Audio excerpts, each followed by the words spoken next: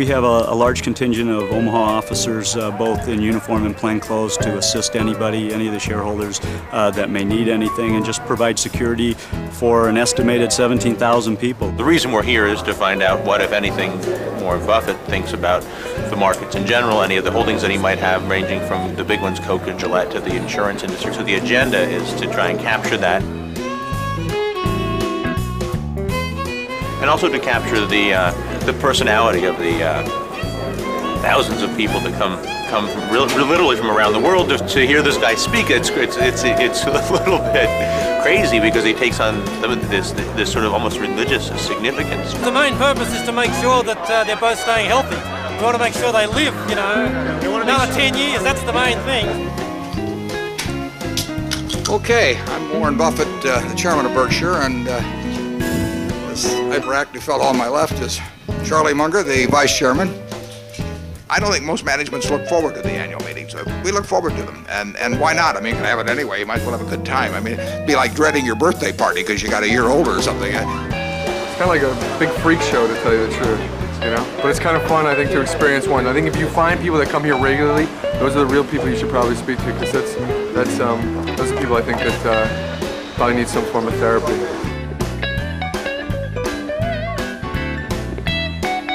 Mr. Buffett is a hoot. I mean, he has got a fantastic personality. Real nice man. A good friend of mine plays bridge with him once a week, so yeah, he's a real good man. He is a real genius. I mean, like Einstein. He has great companies and great people working for him, no question about all that. But all of this started because of Warren Buffett.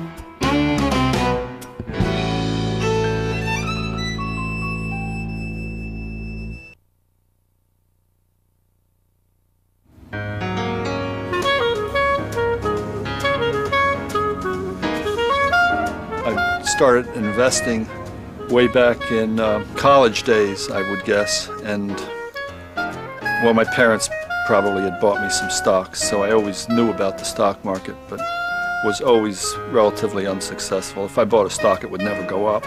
It would often go down.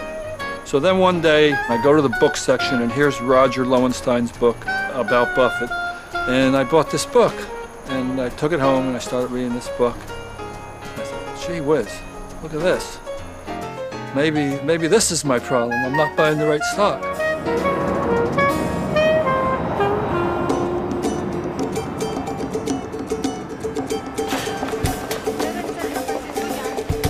You can't own the stock and not go to the meeting. It's what we all look forward to every year. I mean, it's one big party.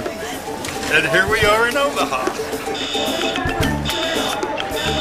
Well, the meeting's fun, but that's not where we have the fun. Wherever you stay, it doesn't matter, but it's all fills up with shareholders. Saturday morning, we all meet at breakfast. Immediately, we all start meeting one another and having fun. And then after that, we go back and, you know, have a meeting at one of the bars in the afternoon. And if we're really lucky, maybe Warren and Susie will show up on the way to the ball game and stop in and say hi to us. And then we go to the ball game. We try to see Warren's pitch, but inevitably we never get out of the bar in time. And then after that, it's to Borsham's. There will be, I guess, different displays, Berkshire products. They're all you can drink and all you can eat for several hours, and all the diamonds you can buy at Borsham's. And then we all go to a dinner and try to get into the garage. Then at 5 in the morning, somebody's got to be standing in line there to get us good seats. I tell everybody, I'm going to be there. I'll be there early, but I always get there kind of late. And now I find that if you don't go to the meeting, you'll never get rich, because it's going to the meeting and finding about these other stocks that has done so much for me.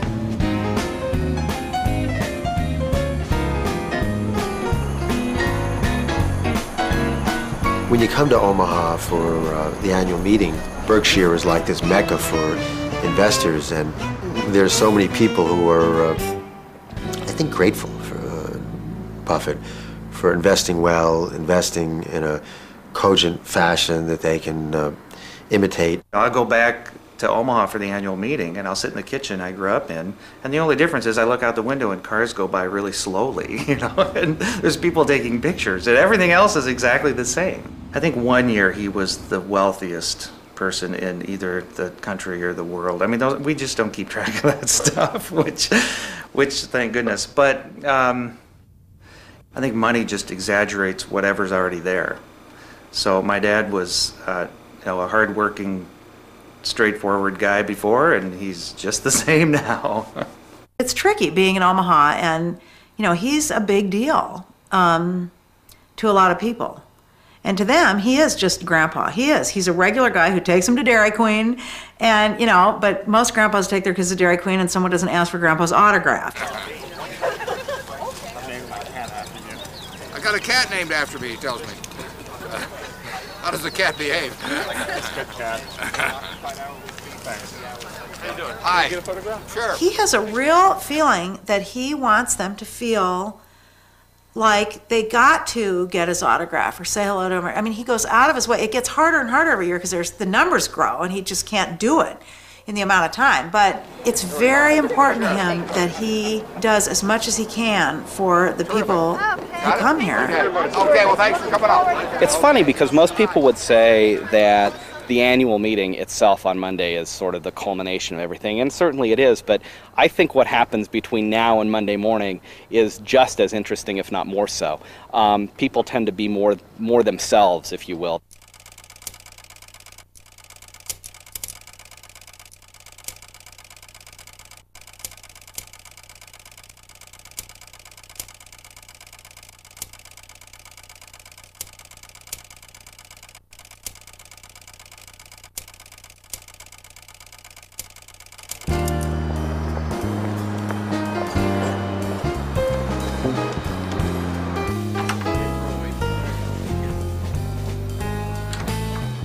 One of the things I'm looking for is the connection, and I think one of the individuals I feel I have a great connection with is Warren Buffett himself, and so I view myself as a student of business.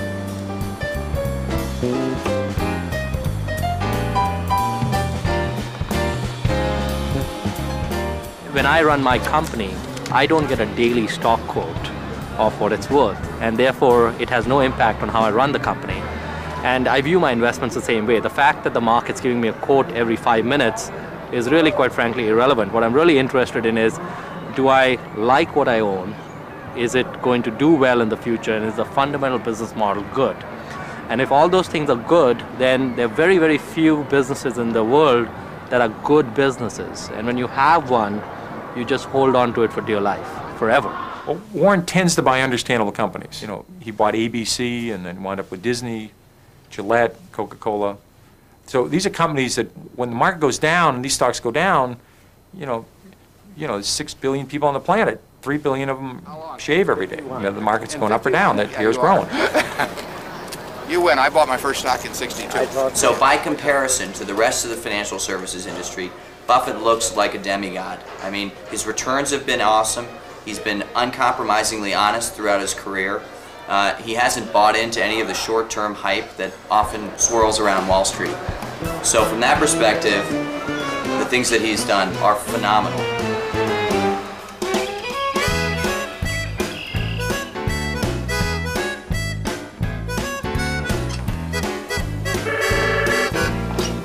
Berkshire Hathaway.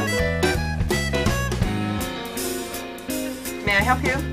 This is our boardroom or conference room.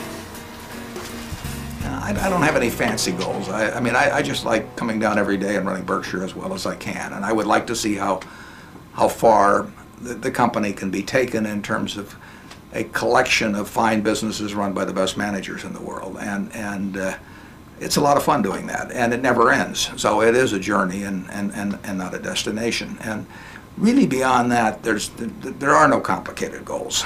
There's no end point. There's nothing.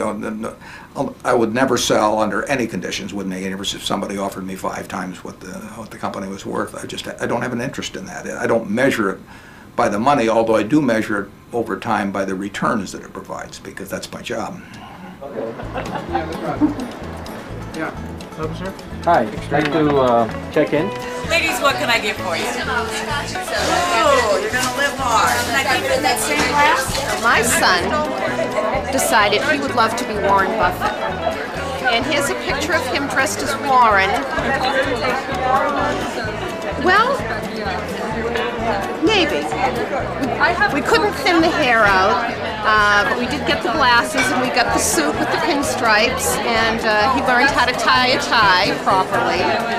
And he had to look just slightly, not perfectly tailored, but comfortable. After the first meeting, I just became so impressed with Mr. Buffett and Mr. Munger. I thought these are very smart men, and whatever they're in, I want to be in it too. Mr. Buffett and Mr. Munger just talked in straight, plain talk. And I thought, I understand what they're doing, it makes sense. It makes sense to me.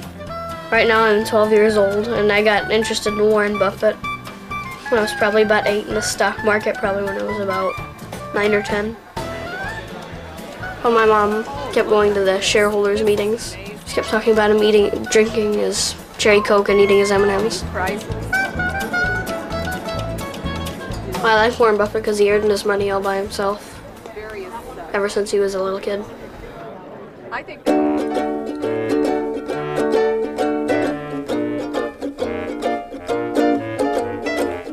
Mr. Buffett is someone who became interested in business in very early childhood. By the time he was 6, he was buying 6 packs of Coca-Cola for 25 cents and then breaking them up and selling each can for a nickel.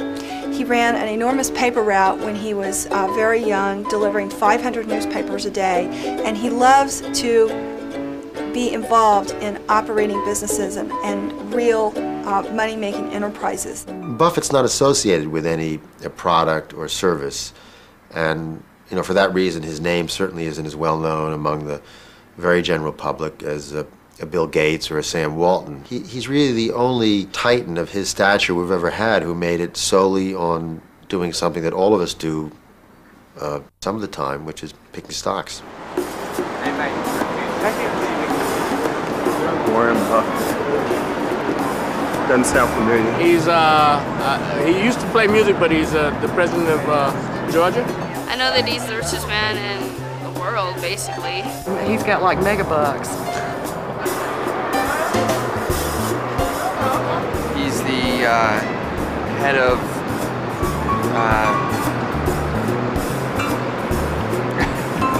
no, Berkshire Hathaway. Name sounds familiar, but I have no clue. Related to Jimmy by any chance. Buffett, right? Oh, Jimmy Buffett. No, Warren Buffett. Nice looking guy. All the girls wanted to hug him and get him. Even my mother wanted him. He was born and raised here in Omaha, I believe.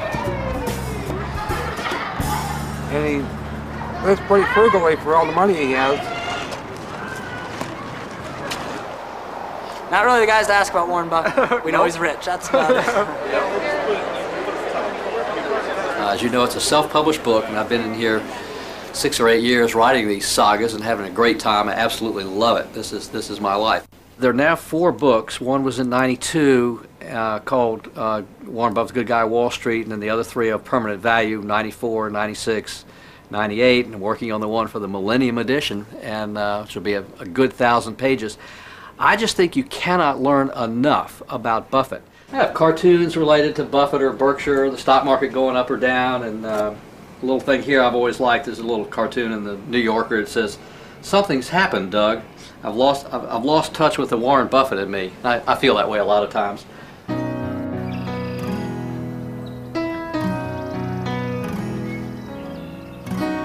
Of course, I've always farmed, and I've always had an interest, though, in business and finance, and probably the last 15 years I've been a pretty active investor in the stock market.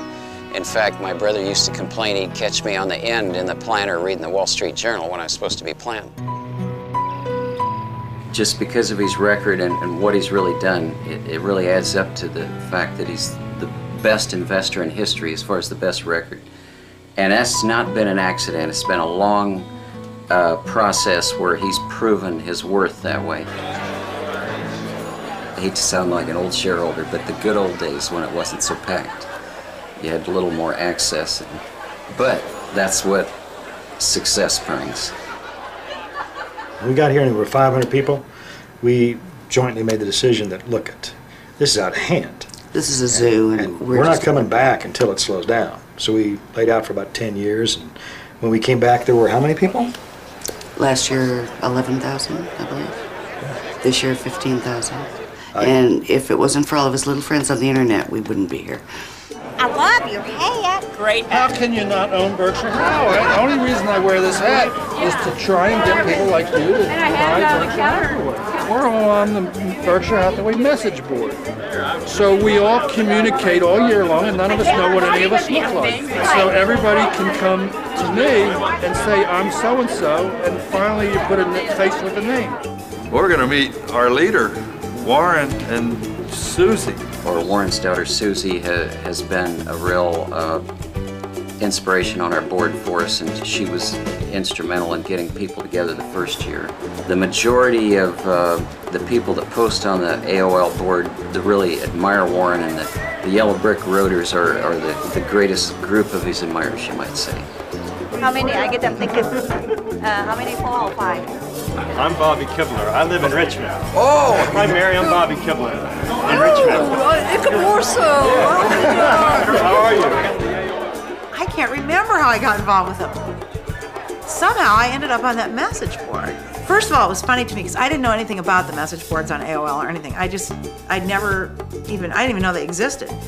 So for a while, I just was reading it because it was so bizarre to me to be on the internet and reading about my dad from all these people. Okay, well, we really thank all. Okay, we're on the way to the ballpark. Thanks a lot. Okay.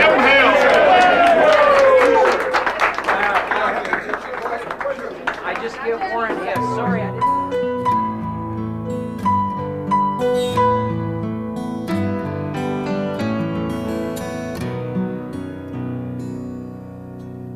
The stock has done pretty well in recent years. When Buffett took over, it was about $18 a share, and now it's above $70,000. And it was exorbitantly expensive then. That was $40. It was $40 a share, and people looked at us like we were nuts. Why would you spend all that money on one share? It's always been too much money, no matter at what level it's been. And finally, back in 96 or 97, it's 40-some thousand a share, which, gee, sounds like a lot of money, but it goes up 50%. With the stock trading in the low 70s, we feel that it's undervalued. Our valuation currently is between $91,000 and $97,000 per share.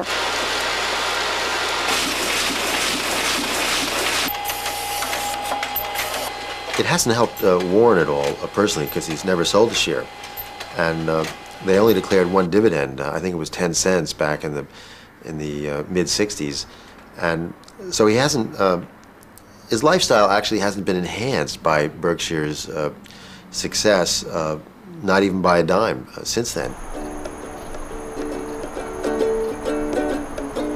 He has a decent home and a decent everything, but he says, I want to be comfortable, but I don't need all this other stuff. So I think he is very frugal, and I think that's part of the investing, and I think he's absorbed mentally with investing, and I think that people are particularly taking his message about being frugal particularly well. Some people do, but I don't see anybody changing their life because Buffett lives simply.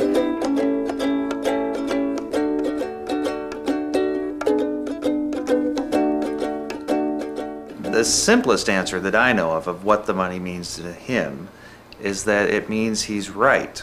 So it means that the decision he has made that day has proved to be correct because he's gotten reinforced for making that decision by money. I mean, he happens to do something that in this society rewards him with money.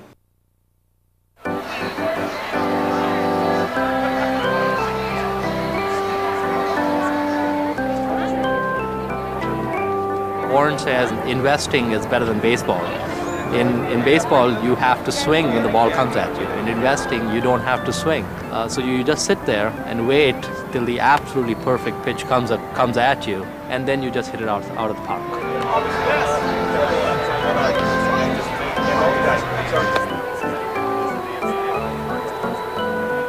I think he looks pretty good. I said earlier, I think he's getting better each year. I I have something called a premature sinker. It bounces about halfway down before it hits the plate. That could be a strike. The premature sinker. It could be a strike. It's hard to hit. So I went to swing, what, this way? Bring a shovel.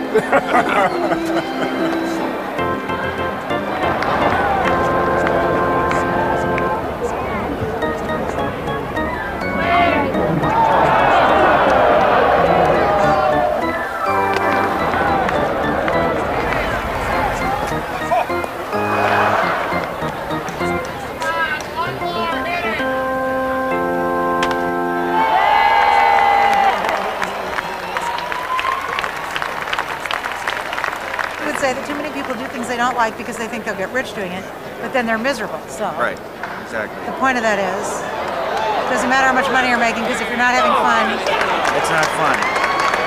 It's not fun. See, and he can make all the money in the world and still not have any fun with all the money.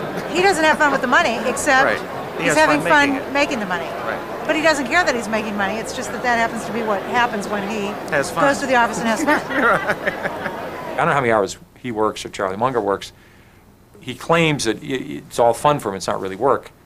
And, you know, I also had 3 young kids, and, you know, I had a lot of other things I do. So I said that, you know, I loved my job, you know, get paid a lot, we had free coffee, you could do whatever you wanted. I didn't want to work 80, 90 hours a week. If I were 25 now, I'd be doing exactly the same thing. It's hardwired in there someplace. And that's what it's what I enjoy doing, and who's going to work at something that they don't enjoy in preference to something that they do enjoy, as long as the second one is commercially feasible and can be done with a lot of people that you like. You know, it's a very simple decision. He really was so focused on his work, and I think at times as a child that would frustrate me. My mom was so involved, and we had lots of friends and cousins and, you know, aunts and uncles and all that. So there was always a sense of family. When he was there, he was fully there, but he was mostly working, you know, there's no question. But something that I think is incredibly important is that he was consistent. You know, I'd mentioned it before, but his consistency kind of surpassed any lack of, you know, going out in the backyard and tossing the baseball, because I always knew where he was, when he was coming home. You know, we'd always have dinner together. He was always there in the same way, and there's a ton to be said for that as a parent.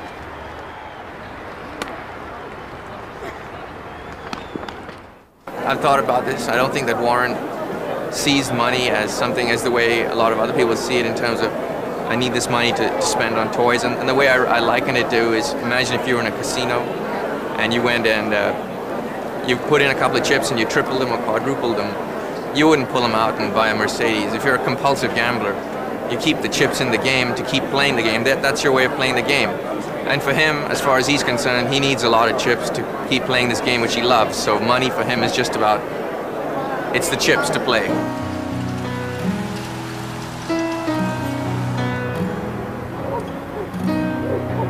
Berkshire Hathaway itself was an old New England textile mill. The mill eventually was closed when it became an absorber of cash, in addition to a company that was not particularly profitable. And in the 1970s, when the stock market became very depressed, he began to use the assets to buy up stocks very cheaply, and Berkshire as we know it today was born.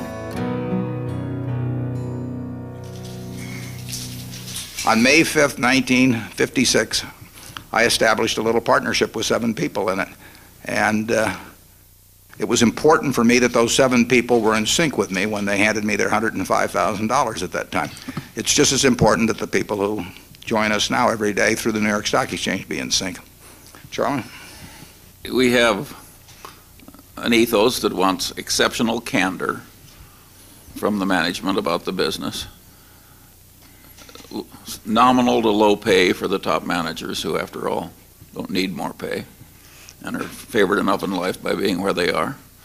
And an ethos where we actually care about the kind of people that own the shares. We want to attract a certain kind of shareholder. Charlie has been in my life since before I was born. I'm sure in the womb the phone was ringing and it was Charlie on the other end.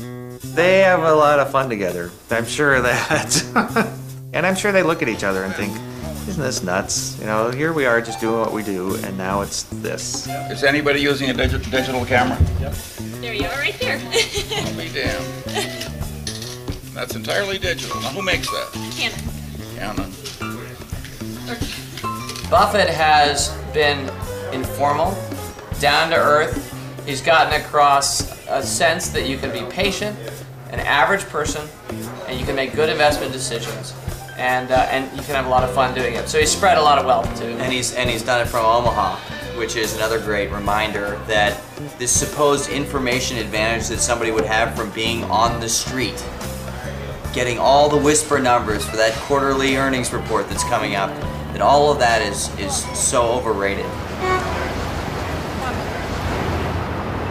This is where we trade Berkshire Hathaway. We have the A and the B stock. The B stock, of course, is a ratio of 30 to 1. Steve, pick it up. Let it stay, let it stay. What do you got in the A? What do you got in the A there? Hey, I'm 10B trade 97. Make that market 96, bid over to 99. 96, 9 on the B. We keep a very tight spread at Warren's insistence. He's very much bent toward stockholder interests. He shows that you can be patient and long-term in your investing, and you'll do better. That's a profound lesson that subverts the average impression people are given when they see on the nightly news people running around down the floor of the New York Stock Exchange, throwing paper and all the rest. The notion is that high activity, and that's not a part of me. I can't really relate to that world. Well, actually, that world is its own world. It doesn't have to be your world. In fact, if you take that approach to investing, you'll do worse.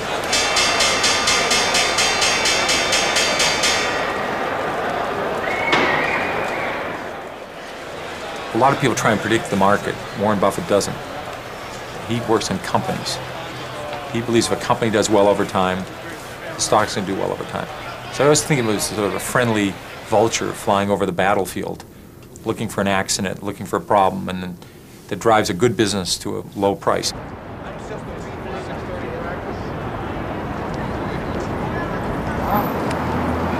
Seems like he's always right. I mean, I don't know what to say about him, you know. I mean, he's not like Greenspan. When Greenspan speaks, the market goes the other way, you know. Seems like whatever Buffett does, the market goes in his favor.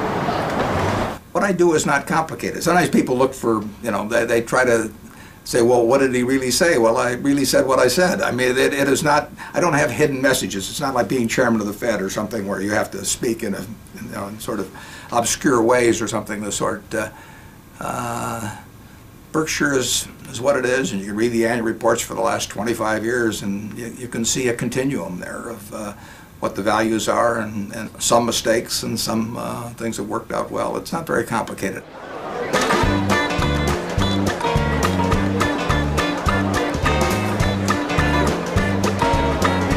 Borsheim's closes our doors to the public the Sunday prior to the annual meeting. And we invite our shareholders to attend and have a wonderful shopping day and see the kind of store that is part of their investment portfolio. This one was $6 in the square. This one? Yeah. No, the single one. This one was $6.50.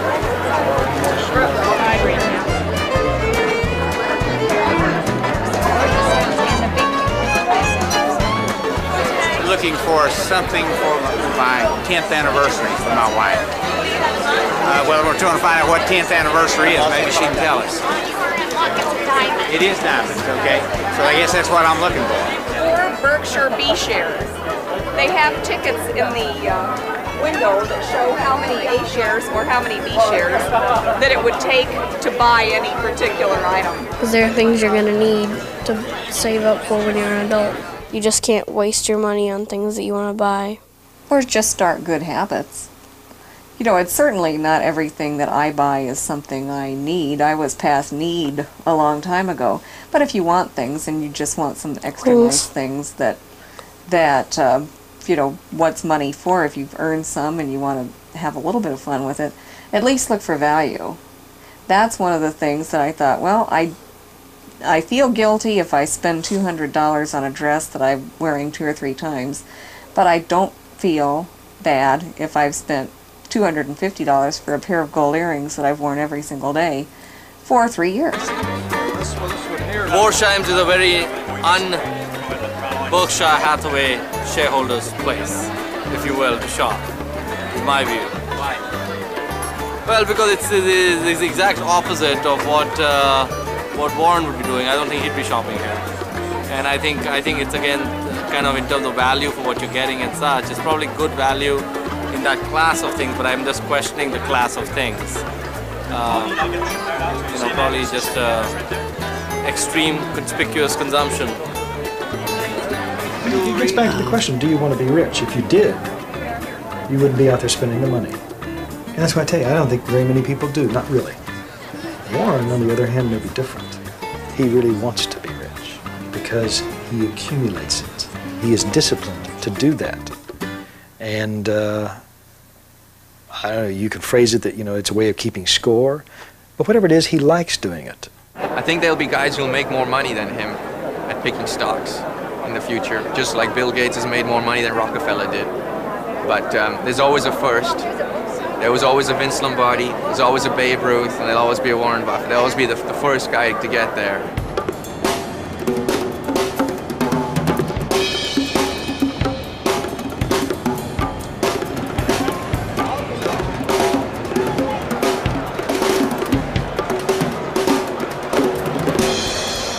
Let's say you went back to the 1930s or 1920s. If you look at the US markets, the US stock market at the time, it was really like Las Vegas. It was a speculative gambler's haven. And there were people who did insider trading. There were a lot of things that went on at that time that were legal that aren't legal today. If you look at the markets today, they're much more, I would say, reasonable than they were, let's say, 60 years or 70 years ago. So I think we have made progress, and I think there's, at least in the United States, there's lots and lots of people who follow, even though they may not have gotten the philosophy from Warren, they follow the value investing and long-term approach.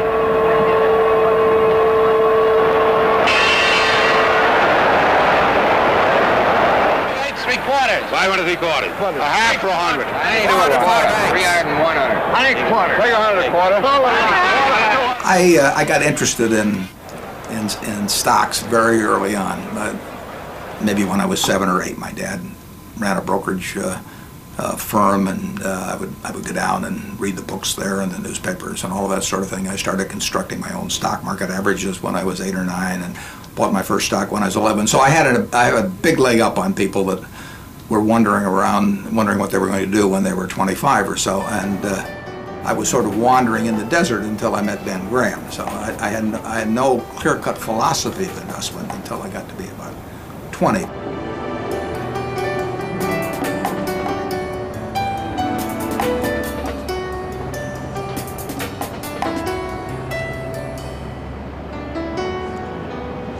Well, I think he started out as a value investor. I mean, he obviously studied Graham and Dodd. That was his background. I think he tried it for a long time and said, value's okay. Buying something worth $3 for $2 is a good deal. But in reality, growth is better than value. I mean, if you can buy a company that's going to grow over time, that's a better thing than value. So I think he's actually switched from a value investor to a growth investor.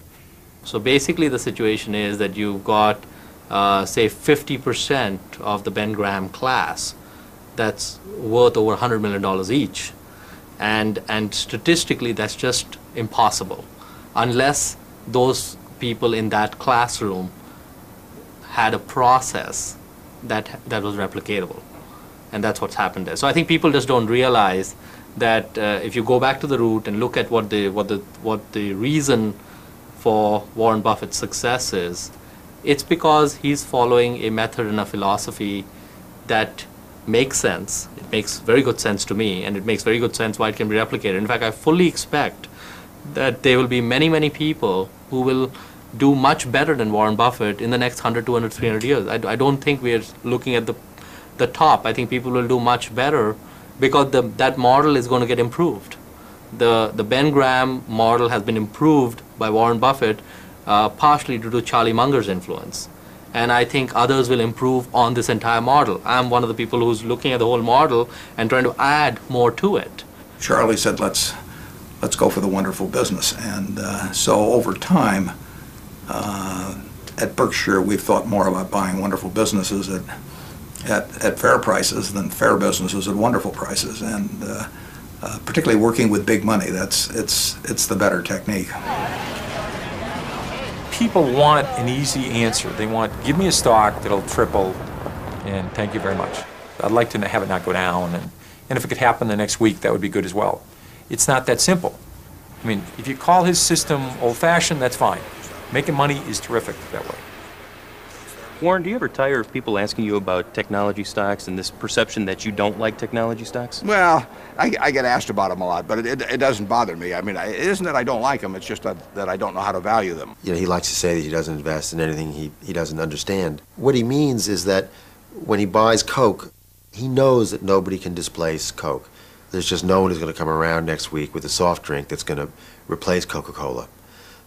He doesn't know with a software company whether some kid in the garage right now is working on a product that's going to displace it, or whether the product's not going to be needed because the technology or the way the society uses the technology is going to change. So here, look, I lost $31,756 on Tuesday. I lost $43,129 on Wednesday, and I lost $34,047 on Thursday. Okay, so I'm up $32,465 today, so I lost $25,011 on the week. So it was not a good week. But the week before I made $3,800, and the week before that I made $87,000, and the week before that I made $180,000. So losing $25,000 this week isn't all that bad. People are very careful when they buy a refrigerator. They're careful when they buy a car. Some people are investing in the stock market without a clue. They have no method. That's gambling. That's speculating. That's not investing. We look on the AOL stock quotes every day. She looks at them several times a day. And we like to watch the CNBC stock quotes going across the screen. Like watching how they'll change in a few seconds. He says, if anything, we should have... I don't think he's changed the way most people invest. Most people are going to be investing for the short term, or they're going to be following whatever's hot right now. You can see that on the net. In a sense, the opportunities for Buffett come because most people are doing something else. If everybody was doing what he was doing, then what he was doing wouldn't be attractive.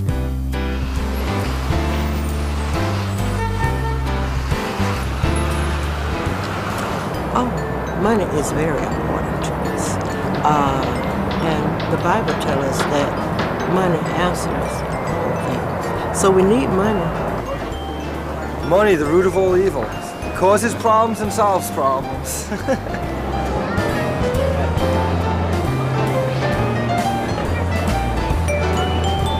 Everybody revolves around money, and... Well, no, everybody says money's evil, but it's not like... It's not the money that's evil, it's the people that have the money that are evil. Yeah, but... Happiness. Freedom. Money equals freedom. Hey, money is everything. Without money is power. You can't survive. We need money. Money can make you, money can break you. But money don't make me, I make money. Money really don't mean much to me other than survive down here on the stupid earth. Knowing my dad and being so close to somebody that has so much money and realizing that money doesn't really buy you anything in terms of self-worth or the kinds of things that really are important, you know, that classic money doesn't buy happiness and that sort of thing. Really seeing that in action to the level that we've seen it makes me not so interested in having a lot of money. And also it makes it easier to spend it, if I do have it, to enjoy life. Why am I in line to get Warren Buffett's signature, autograph? I grew up with a picture of him on my refrigerator, so I have to meet him. We want to thank him for putting our kids through school. I achieved public recognition of wealth so late in my life that 90% of my friends had been found before that point. I mean, there are people that probably seek me out because they've read about the fact I have a lot of money, but it doesn't do them any good. people, ask him specifically for money, and he gets letters all the time, as you can imagine, they almost look at it like the source of a river or something, and they think, well, might as well just dip into it. There's plenty there, he's not going to miss it. It's that kind of thing where, gee, he's got so much that 100,000 is pocket change. Most of them, it's a product of illness or losing a job or getting over their heads with credit card debt. They have very real problems. It's just that there are 6 billion people in this world, and probably at least 5.8 billion of them in some way could use financial help, and small percentages of those are in the United States. And to try and decide that on a case-by-case basis, on a daily basis, you couldn't possibly come to intelligent conclusions on it. Great. Thank you. Should I buy this? I never give any tips. So I get the fun of working in this business that I like, and it really doesn't make any difference whether I have what I have or 10% of that amount or 1% of that amount. But it is important that to me, that I get to do something that I have fun doing every day, and in the end, the money will go back to society where it belongs.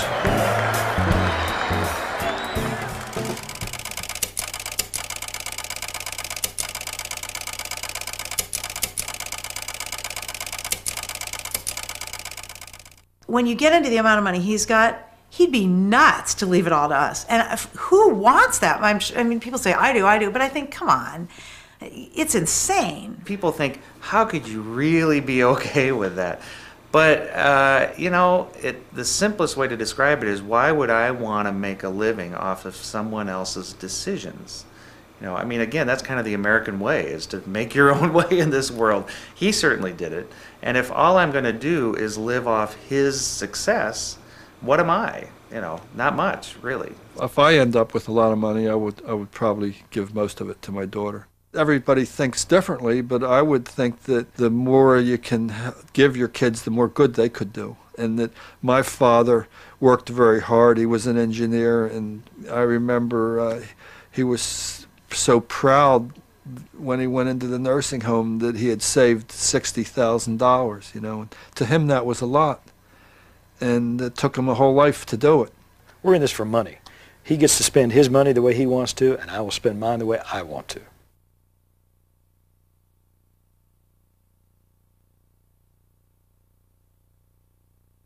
Well, it's harder to use money intelligently in philanthropy than it is to use it in business, because in business you get to pick your spots.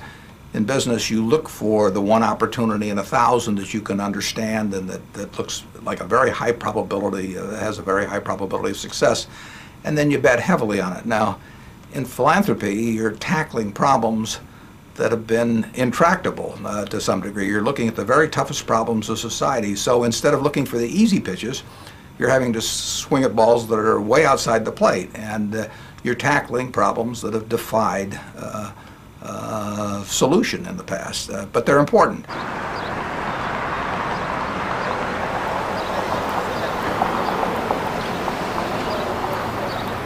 We're exposing Warren Buffett. He's the largest financial supporter of child killing in the world.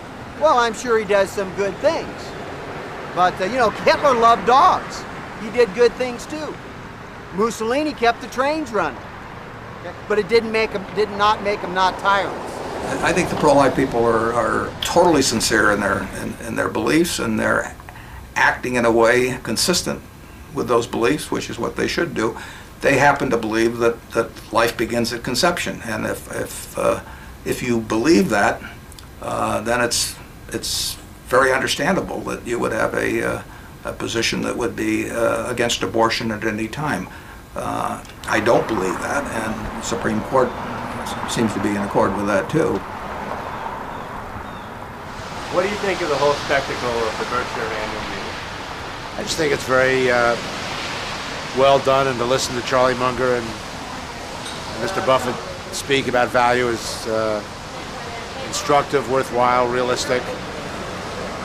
Good process. It seems to me to be a sort of an American original, the idea of this kind of meeting having such an extraordinary sense of engagement. As someone has said to me today, I've made a lot of money on this stock, a young man from New York, but I've learned much more from just listening to what the philosophy and the attitude about life, then I have is much more valuable to me.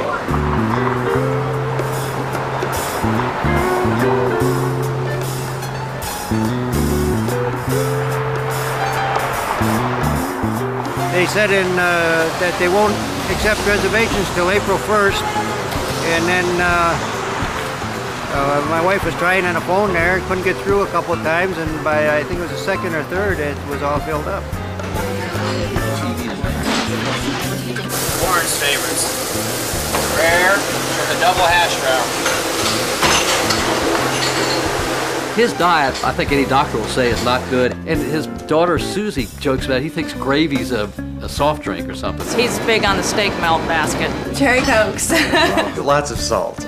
I have never heard of him eating a vegetable. Vegetables? Well, potatoes. In the form of French fries. If that counts. That's kind of like ketchup. Is that a vegetable still? That weekend alone, they'll go through about 600 T-bones. Just that one weekend they were in town. I had double hash browns, T-bone steak, and beans, just like Buffett. I want to do as well in my investments on a percentage basis as he does. So I figure if I eat what he eats, I'm halfway there. He usually sits at this table right here, and they'll just herd right here. As soon as he comes walking in, they're just right there at him. And they'll stand there for 20 minutes and stare and try and, and they're in your way. Next year we're going to get right in here and get our reservations in, and we'll be here. I won't be standing outside next year. So if you had an A share, with what's it worth right now? About 72,500. So if you had let's say you had a share of the A stock, how far would it have to go down before you would think about selling it? About 10,000 maybe.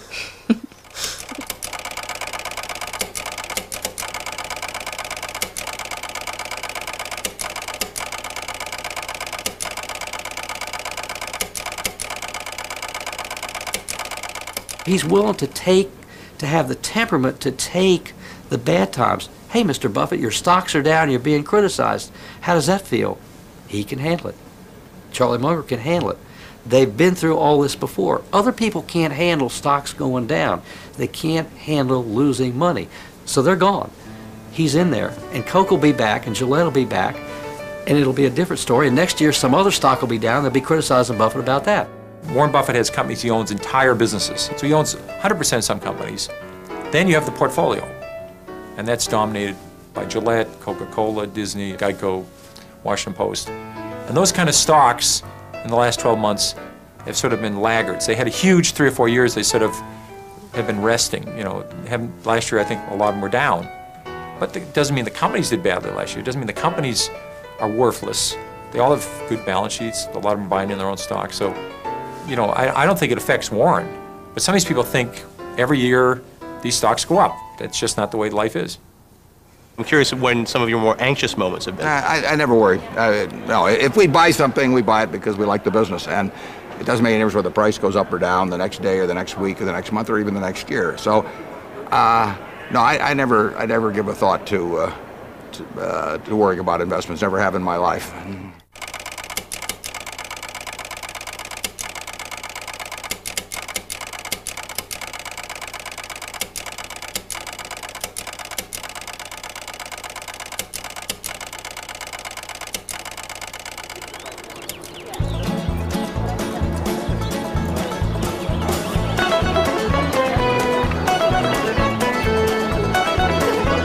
I bet Debbie $1 that we could get 6 other people to join us at 4:30 in the morning. No, I just figured that if I'm going to be up in the hotel room reading the newspaper, I might as well be in line reading the newspaper and make sure that we get seats up front so that we have a good view of Warren and Charlie doing their stuff. It's no big deal. We just didn't have anything better to do, couldn't sleep, and just came down. And you want a good seat. You do want to have a position where you can, when you fly 2,500, 3,000 miles to come in, you want to be able to see everybody and participate. What we want to do is try and reserve quickly a few rows. But I think it'll work, but you can't break it. We're putting in a lot of people in this building, okay? So it's going to be jammed. Your radio's going to be hard to hear, okay? So, you know, do the best you can. One would think that the shareholders of Berkshire Hathaway are a mature, sedate, wealthy group of people who know how to carry themselves. But when they opened the doors in Omaha to the Oxford Coliseum, there's this stampede. And you have to understand, again, the age groups you're talking about are 50, 60, 70, 80-year-olds running, trampling each other, not really caring about their fellow shareholders and trying to get the best seats in the house. I got hip checked by the Canadians behind me, but I made it through that. I was pretty pleased with that. There's no saving seat. Well, you always got to take the bull by the horns, and I think we got our seats, so we'll do the best we can. When you get to the annual meeting on Monday, your goal really is A, to get in the door as soon as you can so you can get a good seat, and B, then to line up at one of the 15 microphones so you can get a question in to Warren. If I could ask Warren Buffett one question, I would ask him why he got interested in investing at such a young age. I stood up in front of 4,000 shareholders 3 or 4 years ago and asked Warren to move the meeting because of corn planting, but he hasn't done that yet. Not enough farmers, I don't think, in the shareholder group. I asked Mr. Buffett, I'm going to probably buy World Book before I leave the annual meeting. And Mr. Buffett, if I do, does my daughter have a better chance of becoming a billionaire investor if she reads her World Book carefully? And he said, absolutely, I guarantee it. Well, we try to attract shareholders who are going to think of themselves as owners. And for that reason, we don't court institutional shareholders, for example. We really want people to buy in like they were buying into a private partnership to own the rest of their lives, just like they might buy a farm or an apartment house. And the annual meeting is part of that. It's designed to show these co-owners that we think of them as owners, get them to participate, have them see the products, meet other owners, the whole thing. And it's come along very well.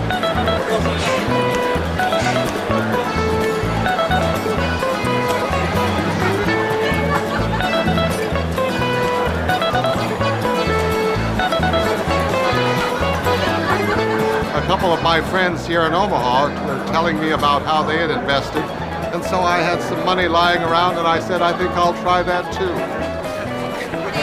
I think I would say 99% of Berkshire Hathaway shareholders are invested in Berkshire because they sort of have a belief in Warren, but they don't really have a good understanding of the philosophies. And I think Warren has tried very hard to explain the underlying philosophy, and he wants his investors to understand it. But I think the realities are that most people are following a herd mentality. The bulk of us, I guess, are relying on this Warren and this other talent to lead us down the yellow brick road. And that's basically the way I do it. As I go back to say, it's not what you know, it's who you know. Yeah. And that's working for me now after all these years. Too bad I'm 65. Should have learned this when I was 25.